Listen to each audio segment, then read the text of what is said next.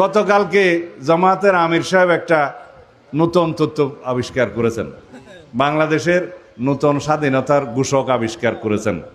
ওনার নাম নাকি কর্নেল অলি আহমদ বাংলাদেশের স্বাধীনতার ঘোষণা দিয়েছেন। হয়তো কোনোদিন শুনতে হবে জামায়াত ইসলামী বলবে যে এই দেশের স্বাধীনতার জন্য তারা মুক্তিযুদ্ধে অংশগ্রহণ করেছিলেন। নাউজুবিল্লাহ। এরকম ইতিহাস বিকৃতি কেবল তারাই করতে পারে যারা বাংলাদেশের স্বাধীনতায় বিশ্বাসই করে নাই। আমরা আপনারা এদেশের জনগণ, স্বাধীনতার পক্ষের জনগণ। এদেশের স্বাধীনতার সার্বভৌমত্বকে রক্ষা করতে হবে, এদেশের পতাকাকে রক্ষা করতে হবে, এদেশের গণতন্ত্রকে শক্তিশালী করতে হবে। এই আমাদের অঙ্গীকার।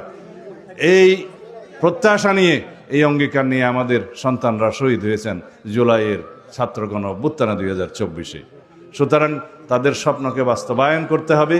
ইনশাআল্লাহ বাংলাদেশের স্বাধীনতার পক্ষের শক্তি, মুক্তিযুদ্ধের পক্ষের শক্তি, এদেশের গণতন্ত্রের সুরক্ষার শক্তি বাংলাদেশ জাতীয়তাবাদী দলকে নির্বাচিত করতে হবে আগামী জাতীয় সংসদে ধানের